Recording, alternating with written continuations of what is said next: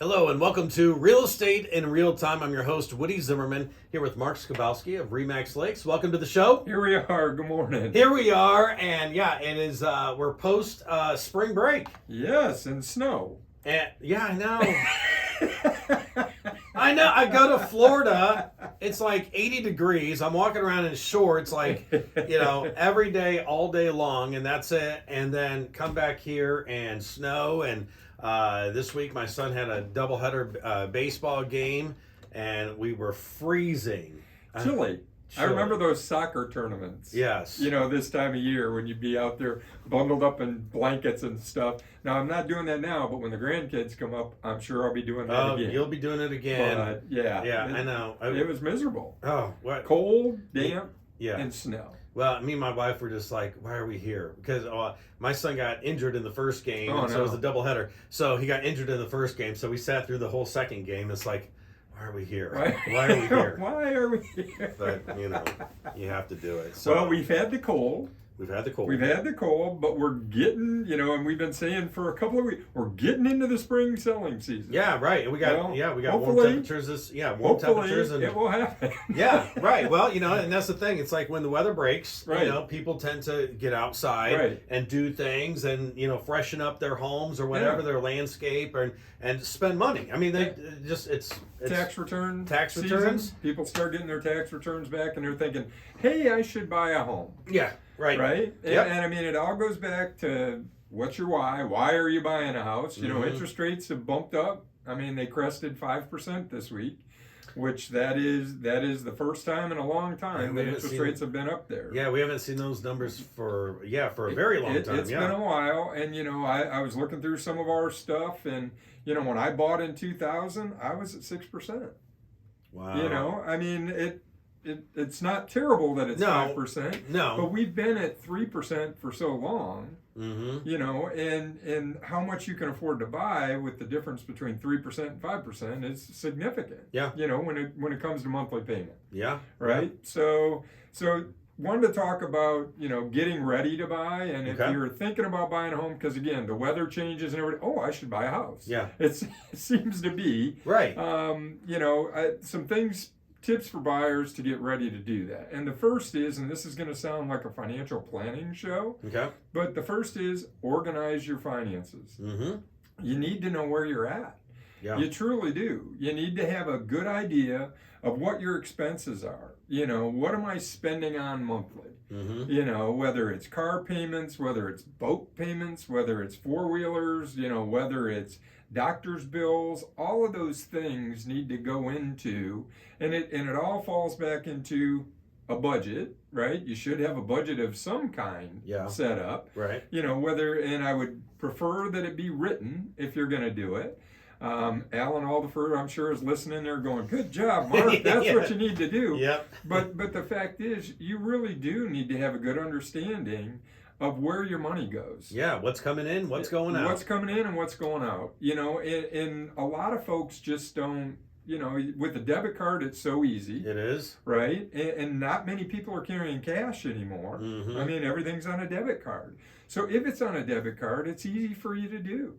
It's really easy for you to keep track of what's there because you can export, out of your bank into an Excel spreadsheet. I'm a spreadsheet guy, right? Mhm. Export in there, and you can break down what you're spending. So take a 30-day period, a 60-day period, because typically everything's going to fall in those cycles, right? If you're paying rent, you're paying once a month.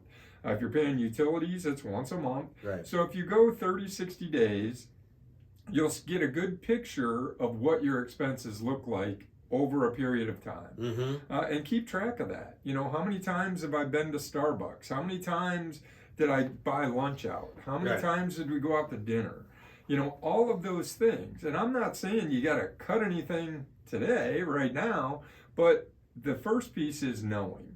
Right. How much am I spending? What's my financial position look like? Mm-hmm. And if you're spending every dime, you're spending every dime. Well, Right. now we can work on how do we reduce the expenses that we're doing? Are there things that we can minimize spending? Well, I'm telling you, it's like I think one habit that a lot of people are getting into right now is not paying attention to, like, if they have subscriptions for like Netflix and Right. Apple Music Right. and Right. Peacock and Hulu, and those things add up. They really do. I mean, if you think about it, and I don't know what a Netflix subscription is, but I pay for internet. I pay. We did cut the cord. Yeah. So we're using Hulu. Yeah. Because paying Comcast, it was just ridiculous here in Warsaw. And don't slam me, Comcast. I'm a Comcast shareholder. Yeah. But the fact is, the expense, we're having a box in every room. You don't need to do it anymore with Wi-Fi.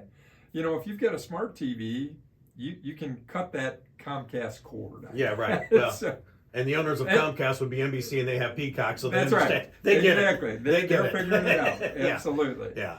Yeah. So the big thing is organize your finances. Get a good idea of what comes in and what goes out the door every month, and hopefully there's more left at the end of the month. That you're not spending more than what's coming in. Yeah. Right. Yeah. Credit card payments. All of those things go into that. Right. Are you paying interest on a credit card? And after the break, we can talk about maybe some tips on knocking some of these expenses out to where hopefully you can save a little bit. Okay, sounds good. You're listening to Real Estate in Real Time. Welcome back. You're listening to Real Estate in Real Time. I'm your host, Woody Zimmerman, here with Mark Skabowski of Remax Lakes, and we're talking about organizing your finances, getting ready to purchase a home. If that's your goal, Sure. then the first step is to organize your finances. Yeah, it really is. And typically we say, well, you need to get out there and get a pre-approval. Well, the pre-approval is an important piece. Yeah. But if you've got your finances organized, they're going to ask for a lot of this information anyway. They're going to ask for bank statements. They're going to want to see. The loan officer is going to help you through that process. They're going to want to see your checking account statement, your savings statement. Where's the money coming from that you're going to use to purchase this house? Yeah. That's what they're going to do. So, the next thing is set a goal. We want to buy a house by X. If it is 8 months from now, there's no sense going out and looking at property today. Right. Correct. Right? It does not make any sense. If it's a 30-day window, this show is too late for you. Yeah. It really is. Yeah. Your first step then, if you're looking to buy in 30 days and you think you're financially ready, then get out there, talk to a local loan officer, get your pre-approval, reach out to an agent, get out there and look at houses if you're going to buy in 30 days. But if we're talking about people that are planning to buy into the future, you've got to have this information. And, we consider it's first-time buyers.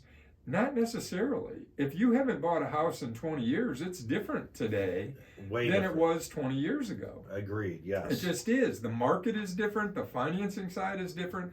All of that stuff is totally different than when you did it 20 years ago, 30 years ago, 10 years ago. Yeah, when I bought like 25 years ago, I felt like as a buyer, I had some negotiating power. Right. Right now, in this market, I don't feel like that's the case right now. You don't. And financially, we're spending on things that are different. And, I remember my first car payment, I bought on payment. The first brand new car my wife and I bought in 1984. Okay. We bought on payment. We could afford it. I was in the service, and it was $210 a month. That was my car payment. Yeah. Now, it was a Pontiac Sunbird. Yeah. That's a small, but it was $210 a month. Well, hey, I'm happy I can afford this new car. Yeah. It was $210 a month. It was 19.9% interest for boy. 5 years. Oh boy. I was in the military. They were taking advantage of, a service member. Yeah. Well, guess what? I got even with the man. Yeah, did we you? paid it off in 3 years. Oh, there you so go. we didn't pay. Yes. You know what I mean? We paid ahead. We paid it off. Yeah. Paid it off in 3 years, but it was a 5-year loan in order to get the payment where we wanted it. Yeah. So why am I mentioning that? Well, today, what's your cable and internet bill every month? Right. It's close to $200 a month. My I know. first car payment, brand new car payment, was $200 a month. Yeah. Now I'm paying that for internet. Yeah. So what can I do to minimize my expenses? What things are wants? What things are needs? Right. What have I got to have? What would I like to have? Do we really need to stop at Starbucks every day? And I'm not slamming Starbucks. No, but I was one of those guys. Exactly. I mean, spend $5 a day on a foo-foo drink. That's what I call them. yeah. Something with a caramel maca latte. But I don't even know out there, I drink black coffee. Yeah, right. You know what I mean? That's what I drink. Yeah. But doesn't mean you're a bad person if you drink a caramel macchiato, lava bidbat, whatever the stuff is. But I did the math. Yeah, I did it. $5 a day, 5 days a week, $25 a week. I'm spending more than 5. Yeah, but it $100 adds up. a month. Oh, I know. On coffee. Yes. On coffee, for gosh sakes. You know, I mean, I can get a senior coffee at the McDonald's here in Warsaw for 27 cents. Yeah. You know, now it's a small, but 27 cents. So, you know, and not everybody's a senior, I get that. But if you're doing the caramel macchiato, whatever the coffee is, Right. try just a regular coffee. Instead of paying $3.95 or $4.25 or $3, whatever it is, because I don't buy them, I don't know what it costs. Right. Get by with $2 a day instead of $4 a day. Yeah. You know, you've cut your expense on that particular item in half. Mm-hmm. You know, now get it. I'm tied to it. I have to have that. Okay, look at other areas of your life that you can do that. Right. Do you have to eat out every single, you know, Friday night? Mm-hmm. Maybe you go out to dinner 3 of 4 Fridays a month. Maybe you go out to dinner 2 of 5. Maybe, you know, and I remember when my kids were playing sports in high school, Yep. we ate out every single day. Right. Because I was running from Fort Wayne, my wife was working. That's what we did. We didn't eat at home. Because we were, you know, one daughter's going one way, one's going the other. We were eating out every night. Mm-hmm. So how do you minimize those? So I guess in organizing your finances, you get that budget set up and then take a look at what you're spending. That's why 2 months worth of spending habits. What am I spending on? And are there things there that I can minimize that can go into the pool to set me up for success when I ultimately do buy a house? Yeah, absolutely. That's what I'm suggesting. And I know we're talking about, you know, some like pretty minor things here. Like, I mean, going from a caramel macchiato to like black coffee or whatever, you know, coffee with cream or whatever. But the point is that these things add up. They do add up, and it takes a while. That's the other thing. It does. It can't be the me. Just because you save $3 doesn't mean you're going to buy a house tomorrow. Yeah, no. But you know what the interesting thing is? $3 a day over the course of a year, significant money. Right. Right? If you save $3 a day over the course of 300 days, $900. Yeah. That's a good deal. Yes. And if you can put that in the bank and not spend it on other things, you're setting yourself up for success. That's my recommendation. So that is, that is step number 1. So organize your finances. Organize your finances. So absolutely. and you're saying do a 2 month. Basically, over 2 months, you're going to have a pretty good idea. Yeah, you should. Next step is go get that pre-approval. You got it. You got it. Very good. All right. Hey, Mark, your contact information? Sure. Our website's lakes-realtors.com. Phone number is 574-834-1233. You can always email me at markskabowski@remax.net and check out YouTube. We put this out pretty much every week. Yep, our mugs are on TV, so there we go. You've been listening to Real Estate in Real Time. Have yourself a wonderful weekend.